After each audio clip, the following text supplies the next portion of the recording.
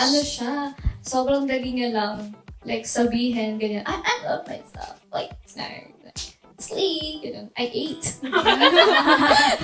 Pero, actually, kapag ginawa mo na siya, ang hirap talaga, like, madali lang yung, self-care, skincare, like, body care, madali lang yung mga yan kasi physical lang siya.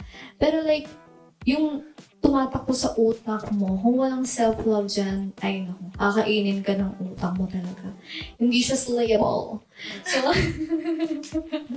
So, sa akin, how do I embrace my own universe? Ako, I really talk to myself. Yeah. Oh my God! Ano pala yun? Pero like, seriously, di ba, like, tayo, as an artist, we really do this regularly talaga. And ako talaga, like, ano ko siya, like, nasa routine ko na kausapin yung sarili ko. Like, hindi naman yung literal na parang, gusto ka na, babe? hindi ka lang, guys. So, ito, tip lang, kahit kausapin nyo siya, nakaikan kayo sa kama, ganyan, and like, you're wondering sa universe nyo, and sa isip ko, tumatakbo na parang, ano bang ginawa ko ngayong araw, ganyan, may ginawan ba ako ng something na, yung masama, like, may na-hurt ba ako to my words, to my actions. And speaking of that, hindi talaga ako naniniwala sa salita lang. Talaga. So, mga bolero dyan. Oo, hindi talaga ako naniniwala na pag nanggaling sa bibig ng tao, pero wala namang gawa. Grabe. True the fire! True the fire! Ayun lang. So, I think naman sa mga tao, if hindi kayo Hindi kayo narcissist. Hindi kayo narcissist, nafe-feel namin lahat. Yung mga pinagsasabi namin dito. Kasi naniniwala talaga ako sa mga mga emotions ng tao. And yung pagiging sensitive ko din sa iba. Yun, nafe-feel mo din yung emotions ng iba. And I think nature na din yun ng tao na hindi ka manhead, ganyan.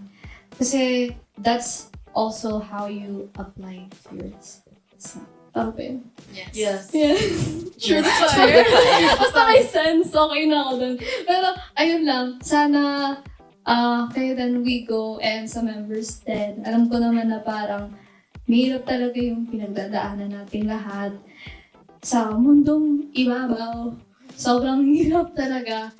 Kaya sana, habang nabubuhay pa tayo, nakakahinga, gumigising sa umaga, or sa gabi man, sana, like, you really take care of yourself physically, emotionally, spiritually din. Ganun. Kasi sobrang, blessing na nabubuhay kayo. So, alam nyo na, YOLO. YOLO. So, again, I love you. Myself. I love myself.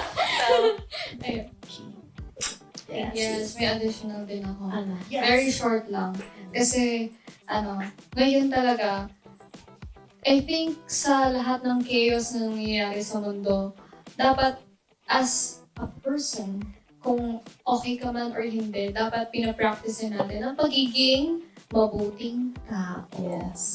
Yes. Don't spread hate anymore, guys. Iyak na ako dito. Don't spread hate. What's the point? What's the point? Hindi nakakatundok yun. Hindi nakakatundok. Wala talaga. So, then marami akong natutunan about sa ating lahat. Thank you, guys.